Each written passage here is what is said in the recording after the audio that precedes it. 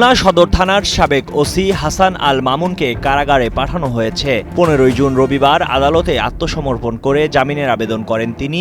খুলনা মহানগর দায়রা জজ মোহাম্মদ শরীফ হোসেন হায়দার তার জামিন বাতিল করে কারাগারে পাঠানোর নির্দেশ দেন। এর আগে খুলনা মহানগর বিএনপির সাবেক সাংগঠনিক সম্পাদক ফখরুল আলম তার বিরুদ্ধে মামলা দায়ের করেন। কারাগারে নেওয়ার আগে উপস্থিত বিএনপি নেতাকর্মীরা হাসান আল মামুনকে লক্ষ্য করে পচা ডিম এবং আম নিক্ষেপ করে। পরিস্থিতি শান্ত করতে সেনা ও নৌবাহিনীর সদস্যদের মোতায়েন করা হয়।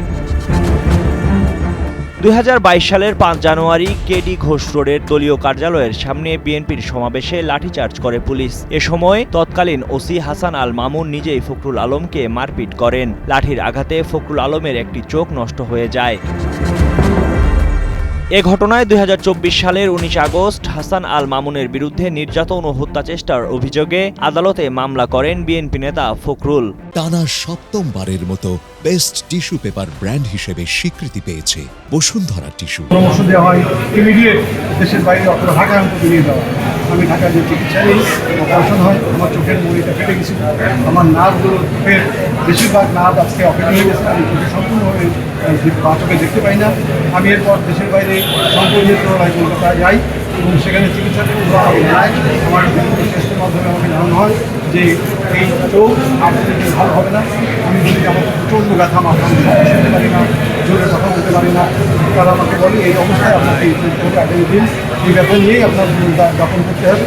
একটা ওষুধ দেয়, সেই দিকের বিদ্যুৎ দিই এবং সেই চলছে। আমি পরবর্তী সময় অনুকূল পরিবেশনে গণতান্ত্রিক পরিবেশনে পর আমি 22 আগস্ট এই সম্ভবত 22 আগস্ট আমি এই খুনি এই স্বৈরাচারী শাসকের লাঠিয়া খুলনা থানার ওসি মামুনের বিরুদ্ধে আমি সরাসরি কোর্টের কাছে আবেদন করি, মামলা দায়ের করি এবং তার অনেক হোক পরবর্তী সময় আবেদনের সেই খাতা থেকে জামিন নিয়ে আজকে এখানে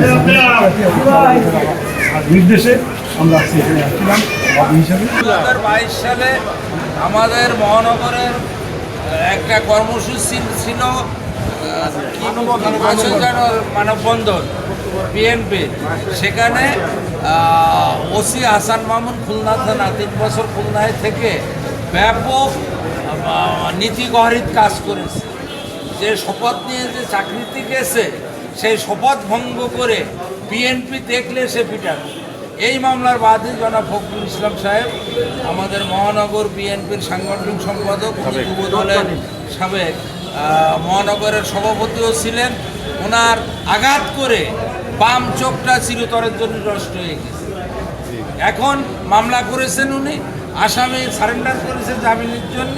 উভয় পক্ষের শুনানি সহকারে বিজ্ঞ আদালত আসামি জামিন নামঞ্জুর করে জেলা জজে প্রেরণের নির্দেশ দিয়েছে। এম সাইফুল ইসলামের পাঠানো তথ্যচিত্রে ডেস্ক রিপোর্ট, কালের কণ্ঠ।